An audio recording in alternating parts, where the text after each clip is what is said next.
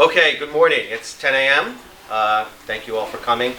I appreciate you guys coming down. We don't have a quorum today, so that means that's good. That's a lot less work. We don't approve the minutes. We don't really approve anything, but we'll still go through the motions.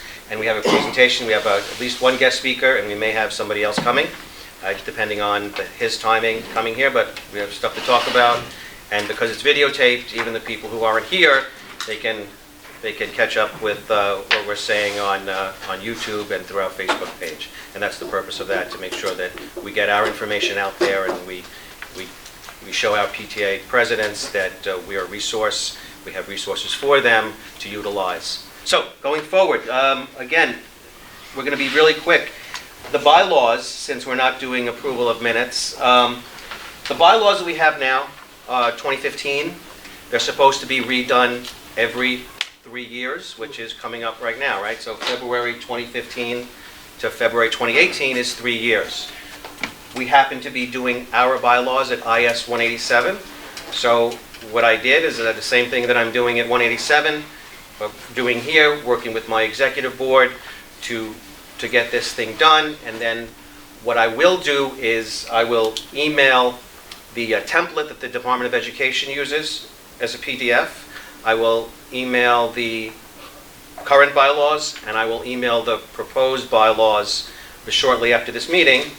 And then people can look at the three of them. They can make suggestions or comments that we could discuss at the next meeting going forward. We can incorporate those suggestions if we approve on. And then the following meeting, the meeting in March, is where we'll actually vote if we have a quorum to approve the bylaws or not. So that's the plan on that. Everything that I do at I-187, I try to do something similar and make it available to everybody so that everybody has a template to use if they need to.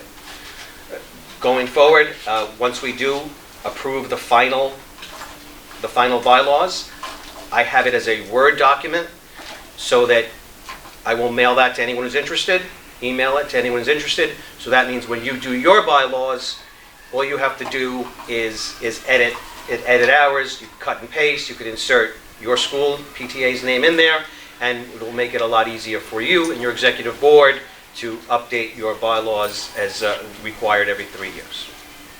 Any questions on that? You should have your bylaws in the school. And principals. The bylaws are here to protect us from disruptive recording. I did include as a draft proposal making it so that anybody who decides to come in and videotape or record has to engage in reasonable conduct so that they're not disruptive.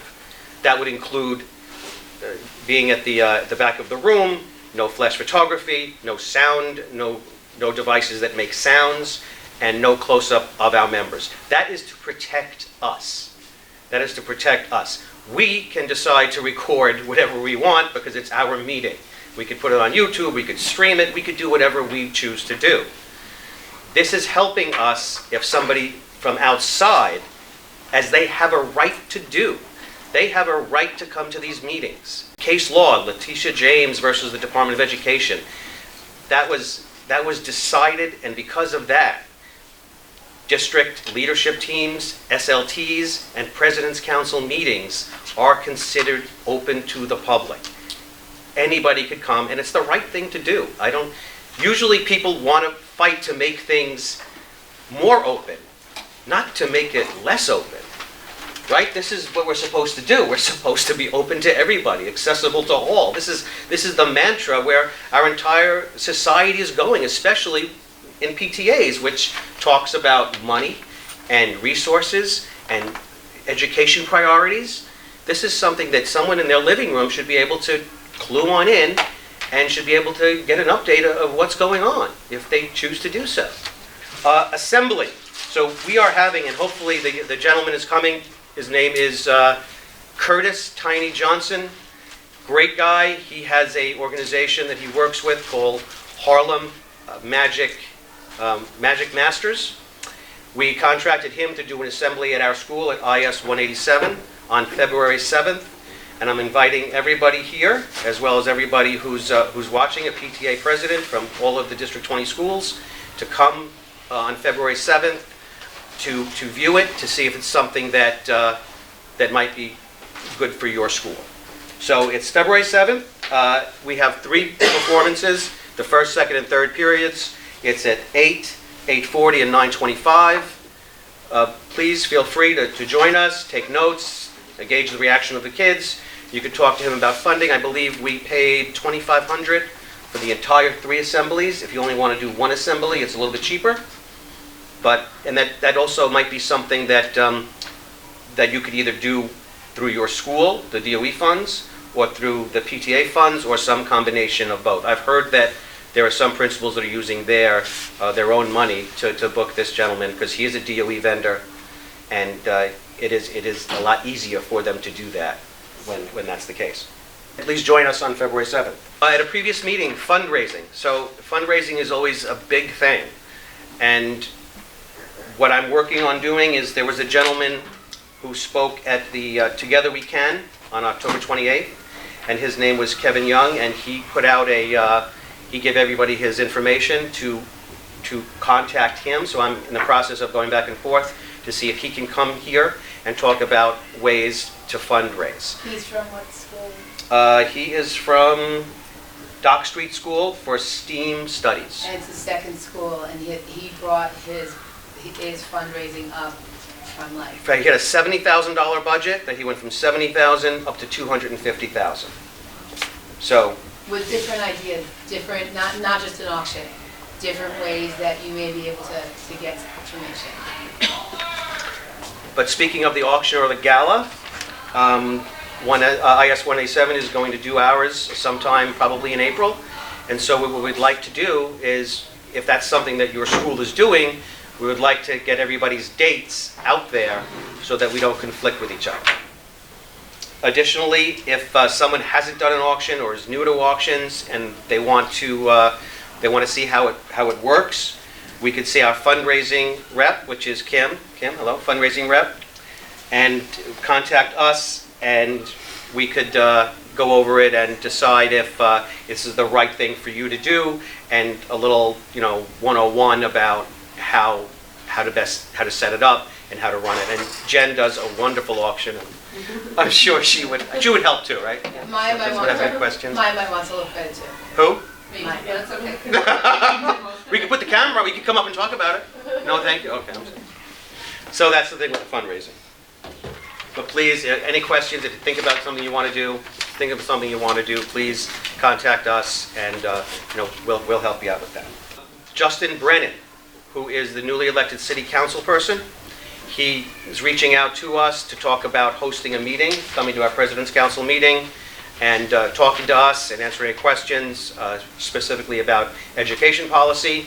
That would be a great thing for him to do, to come here, and we will, if we do get him to commit to that, we'll get a date, and we'll get flyers out, and we'll notify everybody, and hopefully everybody here, as well as people who couldn't make it today, will be able to come to that meeting and see Councilperson Brennan. Okay, after our meeting, we are going to have Kate from Chang Learning Center give a presentation. But prior to that, I just want to give a little background. Part of my responsibilities as president of the President's Council is to go to all of these other seminars and meetings outside of here. A lot of them happen at Tweed and downtown Brooklyn. And at one of the meetings, I heard from a gentleman, Joe Rogers, from Equity for All. It was an appellate court decision, okay, that was brought by members of a church from, I believe it was Harlem.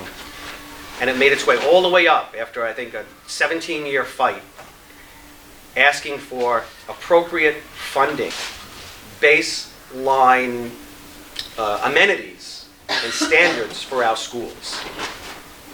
And the appellate court judge agreed that the state owed New York City like $5 billion. We got $2 billion, and that was used for certain things. And they still owe us $3 billion. But more importantly, it set standards, basic standards of education that the city is required to meet. And if you're talking about most of the District 20 schools, I'm sure we do meet them. But other schools, and perhaps maybe Title I schools, don't necessarily meet these standards. And one of the standards is appropriate educational help for a child who is not meeting state standards. So that segues to Kate and Chang, because they are also a Department of Education vendor. And you may well be able to talk to your principal if there are children that need extra tutoring. This is a service that Chang or an organization like Chang can provide. So at one of the other meetings, they talked about Americans with Disabilities Act and how, Americans with Disabilities Act, we're required to do all this stuff and no one really gets it. But then, no one got curb cuts until they were there. And then everybody realized, wow, curb cuts are a great thing. They're not just for people with wheelchairs. Curb cuts make things easier for everybody. Chang Learning Center is not just for schools that are high achieving, it's for all of our schools. It's for all of our kids that need a little extra help. And this is a resource that's available, and your principal may be able to bring them in or another organization in to provide extra help for our children because they're entitled to it morally, ethically, and according to state law and appellate court decisions. So we are going to adjourn our meeting. We really don't have to because we're not really quorum today, and this is just an information meeting. No? Bill, you want to give the superintendent update? Interim financials for PTAs are due by the end of this month. We would like a copy of it on our office also, so we can keep track of it. Where we send it WCHIN1@schools.nyc.gov, or my fax number is 718-759-3930. We're going to be sending out reminders to principals and parent coordinators. I was going to say the parent coordinator. Yeah, she Yeah, usually I has was it, gonna and say, they usually fax it to me, so that's it. And Okay, so the meeting is unofficially adjourned. Thank you very much.